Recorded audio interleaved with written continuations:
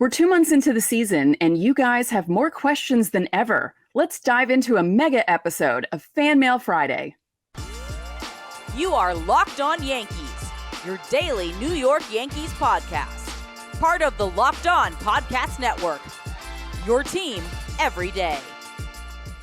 Welcome to Locked On Yankees, which is part of the Locked On Podcast Network, your team every day. And thank you for making us your first listen every day. I'm Stacey Gotsoulias. This episode is brought to you by Game Time. Download the Game Time app, create an account, and use code LOCKEDONMLB for $20 off your first purchase. Last minute tickets, lowest price, guaranteed. With me, as always, is my producer, Steve Granado. Steve, what's going on? Hey, I feel like you needed the off day more than the Yankees did. Just the noticeable energy difference for you. It's probably because it's not 2 a.m.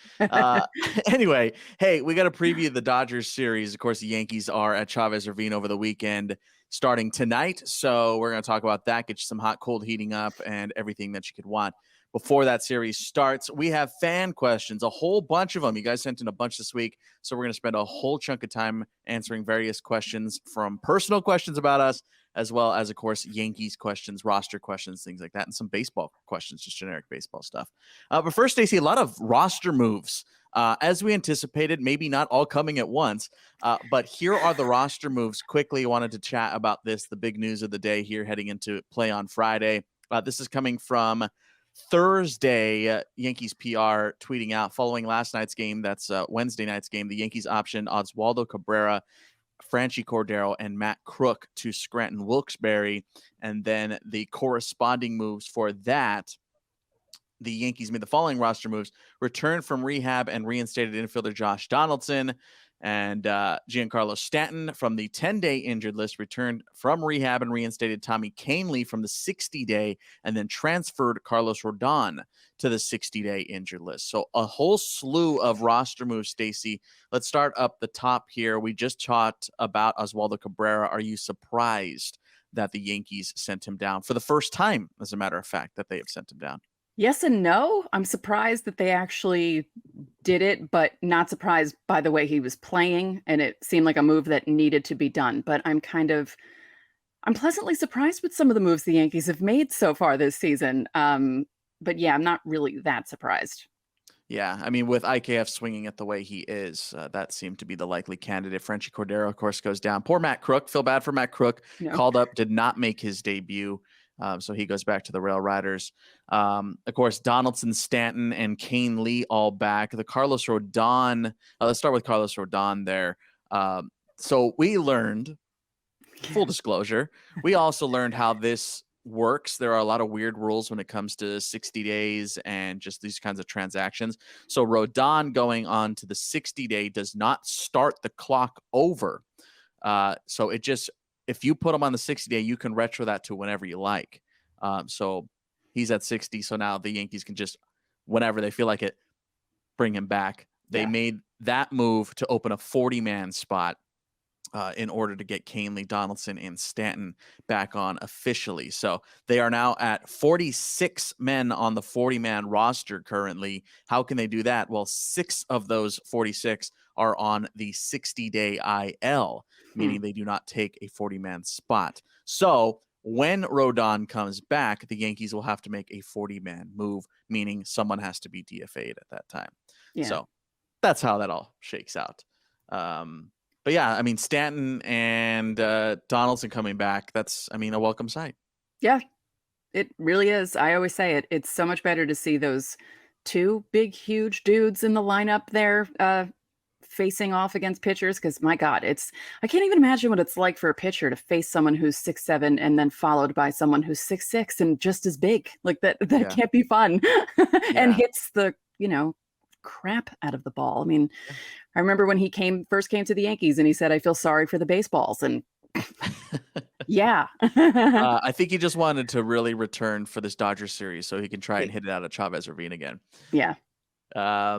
Hey, speaking of Giancarlo Stanton, that's where we're going to start in our fan mail questions. Again, you can always be a part of the show on any episode of Locked On Yankees throughout the week on our YouTube channel. You can comment down below, and we will answer some of our favorite questions at the end of the week. We do that every single week. This one starts with our good friend Cryptic, who always chimes in. Do you think they give Stanton at least 2 games per week in the outfield once he is back? Stacey, how do you think the Yankees will utilize Giancarlo Stanton now that he is back from this lower body injury once again? Yeah, see, I'm not sure if it's going to be if it would be that many because it's a lower body injury, but he always tends to have lower body injuries. That seems to be what plagues him most of the time. I think it may depend on who's pitching. If it's someone who doesn't give up a lot of fly balls, you may see him out in the outfield because he probably won't have that much to do. But I feel like 2 games per week might be too many.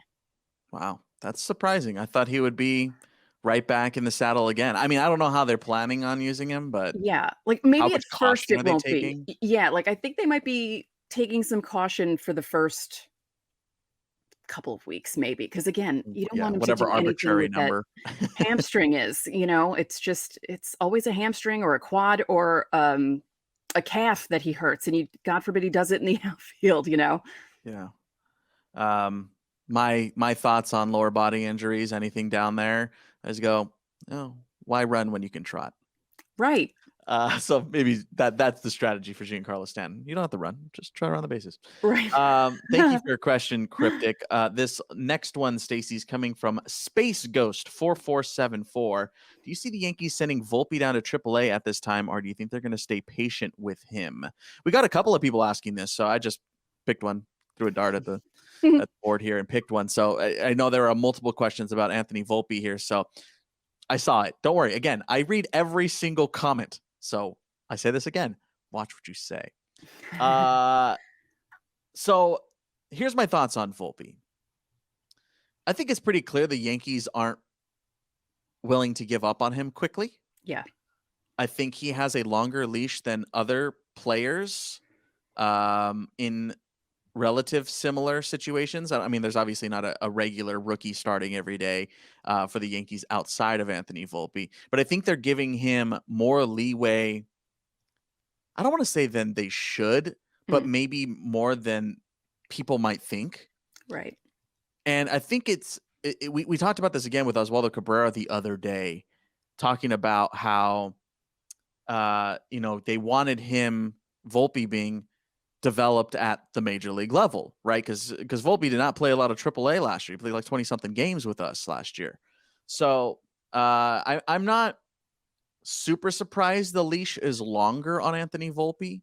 I don't know how long that leash lasts. Remember, we said a month. He passed the month test. He's now passed the 2-month test. I don't think Anthony Volpe is severely overmatched at Major League Baseball. I don't think he looks silly at any point. I think, there's a couple of bats that don't go well, but who doesn't have those? I think defensively, yes, he's had some hiccups recently over the last month or so, but I still think overall he doesn't look severely overpowered at the major league level. And I think that's partially why the Yankees have been more patient with him this year. Stacey, your thoughts? Yeah, I agree with that, because you've seen flashes of what he can do at the plate. You've seen him start rallies. You've seen him, manufacture runs on the bases.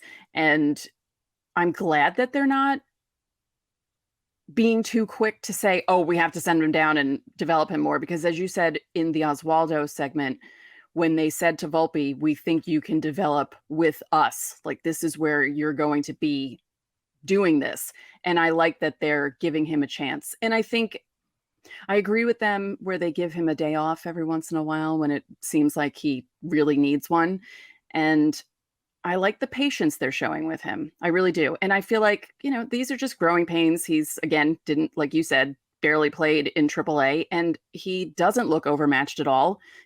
I mean, major league hitters look overmatched sometimes, even Aaron Judge looks overmatched against certain pitchers. It happens. So yeah, I don't think they'll send him down. I think they're going to keep him up here and just, I think the thing that I come off of this, and this will be the last thing I say on this, is I wish the Yankees exercised the same patience with other players. Yes.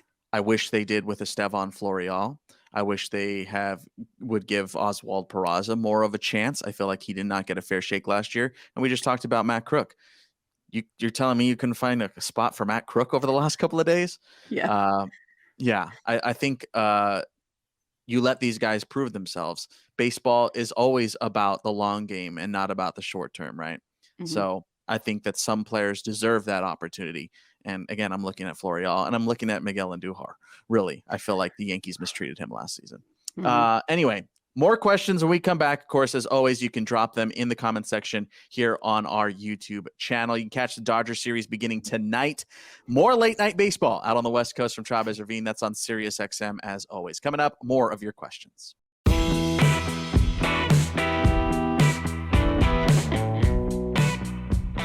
Buying tickets to your favorite events shouldn't be stressful. Game Time is the fast and easy way to buy tickets for all the sports, music, comedy, and theater near you.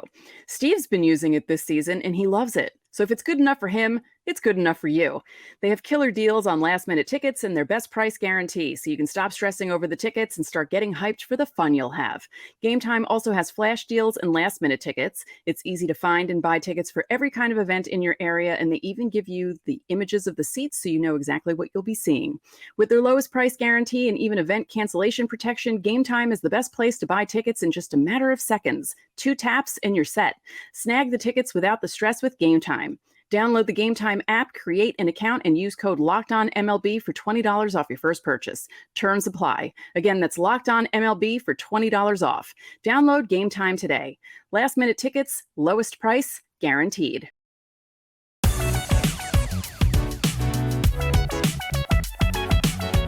Back now here on Locked On Yankees, Fanmail Friday. Hey, thanks so much for making us your first listen every day to the Everydayers. You already know what's coming up on Monday. Minors Monday. Every Monday, we talk about the top performers in the Yankees minor league system. So make sure you hit subscribe and you won't miss it.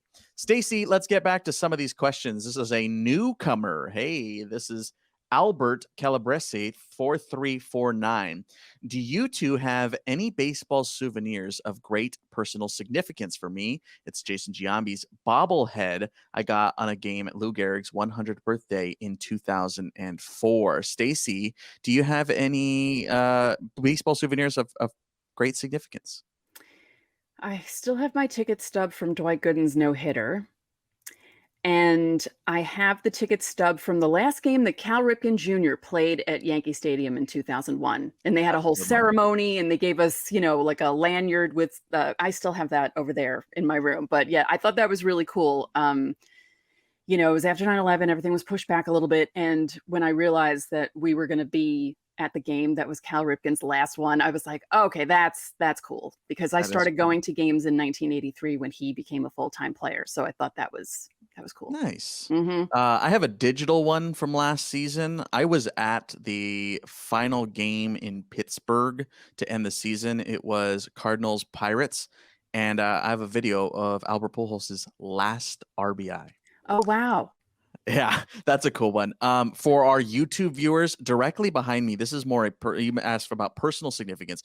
Directly behind me, if you ever wondered what is behind me here on my YouTube channel or on our YouTube channel, those are jars of infield dirt from every single ballpark that I have called a game at. I'm a play-by-play announcer outside of the podcast. So there are almost, I think, 70 or 80 jars of dirt back there from all around the country. There's even one from Canada. That's awesome. And then I brought this out. Stacey, this one's behind me. My first check from Major League Baseball. This is a cool one. I called some Arizona Fall League stuff a couple of years ago. I called some games for MLB.com and also called one for called an inning on MLB Network.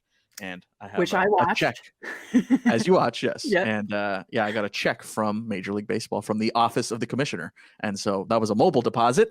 I did not drop that off at the bank and I kept that one and I framed it. So that was a cool one. Thanks, Albert, for sharing yours too. And by the way, if you're in the comment section, drop your big baseball souvenirs. What's something that you have? A lot of mine are personal and more of my career that I like to keep. Danny Wagner, 4382. Hey, Danny, I have a question about scoring. Last night, Judge walked in the ninth and Cabrera pinch ran for him and later scored. Does Judge get the credit for the run scored or does Cabrera get credit or does nobody get credit for the run scored? Danny, you are overthinking it and you're making Stacey overthink it. I can see it on your face, Stacey. It's Oswaldo. He touched home. Right. He's the one that touched home. He scored. Yes. Don't overthink it. a lot of baseball rules you could totally overthink, and I completely understand where you're coming from. I think if I haven't called like 1,000 of these things and understood how this all works, I wouldn't know that either. But yes, Oswaldo gets credit for that run. Thanks for your question and always for being an avid commenter. This one's coming from Joseph Saginario 7831. Stacey, this is for you. It's Memorial Day. Now we have enough games to understand who your team is. Our starting rotation should be better. Our bullpen should be better. And our lineup should be better moving forward. And we have a deeper team than last year. Our 40-man roster is stronger. Our young players are tearing up in the minors. Is this the best team we've had in the last several years, getting ready for the final run? I think it is. What is your take? Stacey, do you think the Yankees right now are the best team in the last several years? I think it's close. And I think what Joseph said is correct. If everyone was here, like if they had everyone and there were minimal injuries, like Rodon was there, Montas was there, and everything, Sevy was there from the beginning, and you didn't miss time with, like Bader didn't miss time, I think, yes, it would be one of the better teams that the Yankees have had. I mean, if you look at it on paper, definitely with that rotation, they're definitely better than Yankees teams in the past few years. But of course, it's baseball and injuries happen and weird things happen. So they haven't played to their, I don't think they played to their potential at all. And they're doing fine. They're 10 games over 500. It's just other teams in the division are doing better than them right now. But they have enough time still here on June 2nd to get better and get guys back. And yeah, I think it is one of the better teams that we've seen. Because you said it at the beginning of the season that it was one of the best rotations and one of the best teams that you've seen from the Yankees in a while too. And I agree. Not just the Yankees. Yeah. I thought just in general. I think if you add Rodon and Montas, if you just add Rodon, I think it's, as so long as Nestor is as close to league average right now is what I'm hoping to get out of him. I think it's maybe one of the best rotations in baseball. Mm-hmm. Thanks for your question, Joseph. This one's coming from Teacher Sama. Given the fact that Peraza is being poorly treated by the management, although he's an awesome player, a Gold Glove, shortstop, 30-30 candidate, do you guys think he'll be one of the one to use for bait as a trade? People say Glaber is the bait, but I don't see them moving him. Thank you, Teacher Sama, for your question. I'll take this one, Stacey. Oswaldo Peraza, we kind of touched on there a second ago. I said it in the first segment. I'm going to say something that might be a little bit controversial and maybe something you haven't necessarily thought of. I watched both these players last year. Obviously, I watched Oswald a lot longer than I watched Anthony Volpe. I love Volpe. I think he's a great kid, and I think he's a great, talented, really good ball player. I like Peraza's swing more. I think Peraza's swing is more sound and simple. I always likened Oswaldo Peraza's swing to Mike Trout. It's a very simple, quick hand, two-hand finish. He keeps his hands very tight to his chest, and he just has a very strong hip rotation. And I really, really like Oswaldo Peraza's bat for that. And I've always liked Oswald's glove. I think he has a really good instincts at shortstop, and I think he's a true shortstop. So, I mean, if I had to pick one, which luckily I don't, I've always been on the Oswaldo Peraza camp. Again, that being said, I don't think Volpe's a bad player, even in the slightest. I think they're both extremely talented. I mean, it's like 51-49, honestly. Right. But I really, really like Peraza's swing, and I think he's going to be a talented Major League Baseball player. Is he 30-30? I don't know, but I think his power develops and he gets older, which, by the way, he's turning 23 this month. Yeah. I think he is going to be a good Major League Baseball player. But to get back to your question, do you think he's going to be used as a bait for a trade? I think that's completely possible, given how we have seen the Yankees favoring Volpe this season. I think none of that is out of the question. I think the Yankees would 100% float Oswald to try and get, dare I say, another arm, maybe a controllable reliever as a part of some sort of package. But yeah, I mean, they obviously have a logjam. I mean, we haven't even really talked about Trey Sweeney this season. So there are a lot of shortstops in the system, which is a good thing. It's a good thing. Stacey, this will be our last question of the day. Another one from Danny Wagner, always checking in. I want to ask if you worry about the Yankees lineup moving forward. We got two right-handed bats gets back, and send down 2 left-handed bats. When Bader comes back, you will see another left-handed bat down. As in the past, you will be a right-handed lineup except for Rizzo. What is your opinion? Stacey, do you worry about the Yankees lineup? Yes and no. Because it is so right-handed heavy. And, when they got Rizzo and Gallo, I was like, oh my God, this is going to be great. And obviously we know how things worked out with Gallo, but I'm not as worried because I feel like it doesn't matter if someone's righty or lefty as long as they're hitting. Like, I know a lot of people have problems with how the lineup is constructed right now, and we just need these guys to hit. It doesn't matter what side of the plate they're hitting from. I like that answer. It's simple. It's Right. it's more simple than we're making it out to be.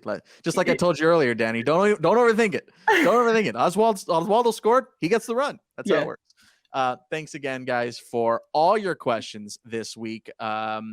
Man, we really got to start picking and choosing because these episodes are getting longer.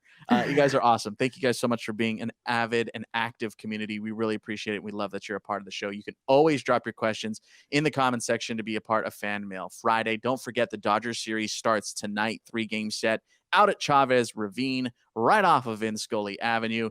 You can catch all the action with John and Susan on Sirius XM. When we come back, we're going to preview that series, give you hot, cold, and heating up, and some pitching matchups.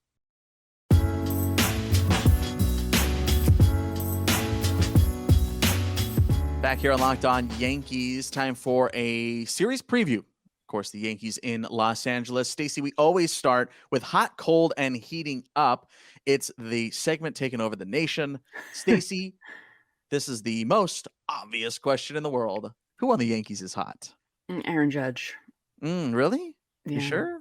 Yeah. Controversial. Yeah, and I'm pretty sure it's him. I mean, if you're listening to Locked On Yankees, you're an avid Yankees fan. Right. We don't need to tell you that. Yeah. For the most part. Judge is on the hottest player on the planet right now. Yeah. Stacey, I'm stealing cold away from you. Los Angeles is cold, not the Dodgers. The city of Los Angeles.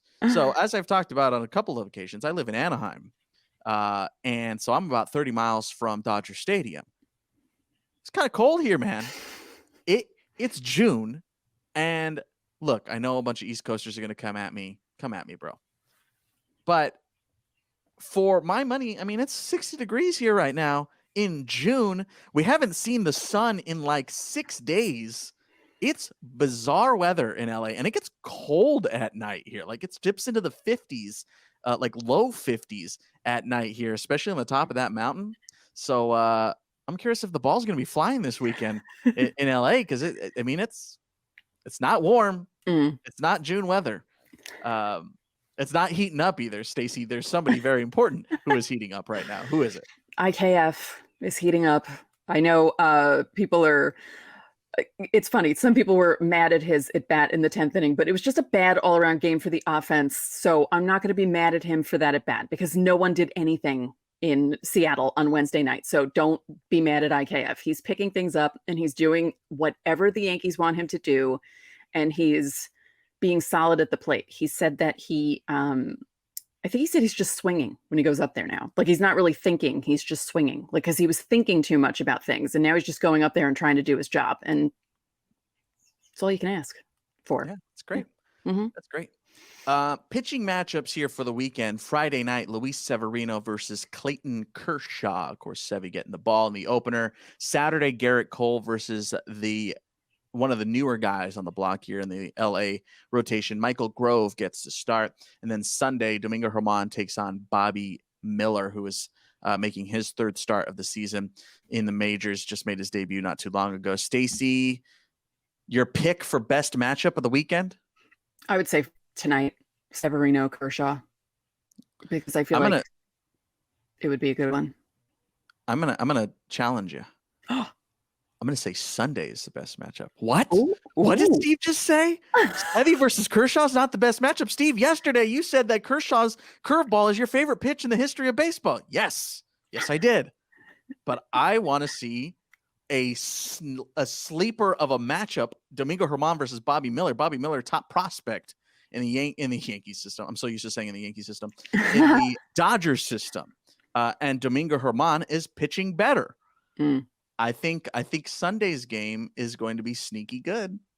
I hope so, because it's an ESPN game. So let's First hope of the year. Yeah, let's hope it's actually a good game, because usually and we've had this happen the past couple of series where we think, oh, this is going to be a great pitching matchup, and then it ends up like, we thought the Cole Darvish matchup last Sunday was going to be great, and yeah, it was 10-7. So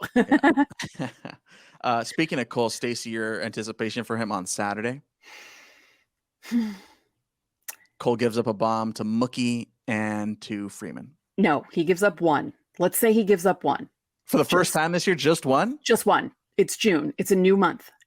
Let's be positive. I'm going to say he's going to go up 2 bombs. I'm going with 2 bombs. I'm going to take it away. I'm going to take it away from Freeman. I'm going to be positive. I'm going to say Mookie Betts goes deep, and so does Will Smith. We'll see. I'll say Mookie. I love Mookie. I love Mookie. I love that. Have you ever hear that TikTok sound? Is that Mookie? No. I've heard so many TikTok sounds. Yeah, go look it up. It's great. It's one of my favorite sounds right now. Anyway, of course, as you know, the whole Dodger series, the whole season, every game is on SiriusXM. You can download SiriusXM app and you can get a free trial. I'm still running strong on a 3-month trial, I think, for like 5 more days. I'm almost out of my 3-month trial. I'm going to start paying finally. But hey, it's great. I love it. I use it all the time. I use it for basketball, I use it for baseball, I use it for hockey, I use it for everything. Of course, you can drop your questions for Fanmail Friday. You guys know the drill. Coming up on Monday, it is Miners Monday. Let me know in the comment section. You guys have been doing really good about that, by the way, on telling me which prospects you want to hear about. And that just makes it a lot easier for me, because then I can go, oh, you guys want to hear about this guy? All right, let's find this guy. So make sure you do that in the comment section while you're down there. And that's going to do it for another week of Locked On Yankees. Stacey, I'm Steve Granado. And I'm Stacey Gotsoulias. We will see you on Monday.